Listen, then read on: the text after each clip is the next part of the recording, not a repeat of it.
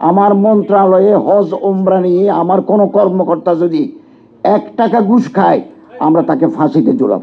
বিমান ভাড়া নির্ধারণের জন্য আমরা কাজ শুরু করেছি।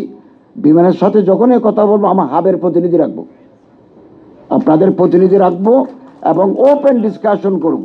হজ দ্বিরাষ্ট্রিক, 2 রাষ্ট্রের ব্যাপার। সারা পৃথিবীর লক্ষ লক্ষ হাজি নিয়ে তারা ডিল করেন। তারা যখন একটা নিয়ম করেন ফর দ্য হোল ওয়ার্ল্ড, গোটা পৃথিবীর জন্য করেন, এটা তো বাংলাদেশের জন্য আলাদা করেন না। আমরা কেবল তাদেরকে অনুরোধ করতে পারি, আবেদন জানাতে পারি, এর চাইতে আমাদের বেশি কিছু করার নাই। এবং আমি গতকাল হাবের পরামর্শক্রমে সৌদি মিনিস্টারকে চিঠি লিখেছি, দুপুরে ডিউ লেটার দিয়েছি, ক্যাটারিং সার্ভিসটা যাতে বাতিল করা হয়। আমি তো মিনাতে মক্কা শরীফ থেকে একবেলা খাবার নিয়ে গেছি, কত আর এই দুম্বার গোস্ত বিরিয়ানি কত খাওয়া যায়? আমরা হ্যাবিচুয়েটেড নই। তো এটা বাতিল করার জন্য বলেছি। তিনি রাতে আমার একটা টেক্সট পাঠিয়েছেন, please consult with the vice minister mister Hasan. তো আমার সচিব মহোদয় ওনার সাথে আলাপ করবেন। আমরা দাবি জানাবো যাতে খাবার ক্যাটারিংটা ওনাদের সরকারি ব্যবস্থাপনা থেকে বাদ দেন।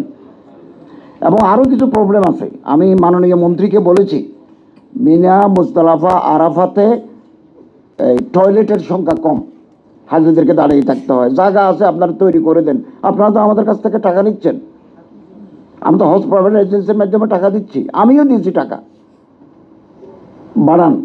2, যেই পরিমাণ বেড দিছে এই পরিমাণ একটা মানুষ শীত হয়ে ঘুমানোর সুযোগ নাই। তো তিনি একটু আশ্চর্য হলেন, সেক্রেটারিকে বললেন তুমি এটা দেখো, আমরা দেখি এটাকে আরো বড় করা যায় কিনা।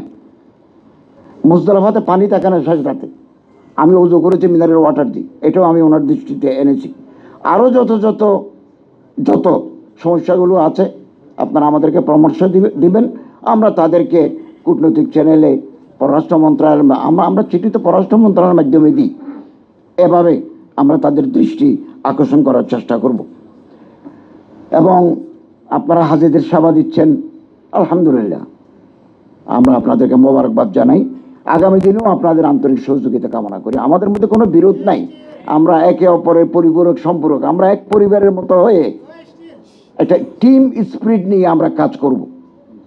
এবং সৌদির ডেডলাইন আমাদেরকে ফলো করতে হয়। তারা একটা তারিখ দেন গোটা দুনিয়ার জন্য, না হলে অ্যাপস বন্ধ করে দেন, এটাকে আমাদের মাথায় রাখতে হবে। বিমান ভাড়া নির্ধারণের জন্য আমরা কাজ শুরু করেছি।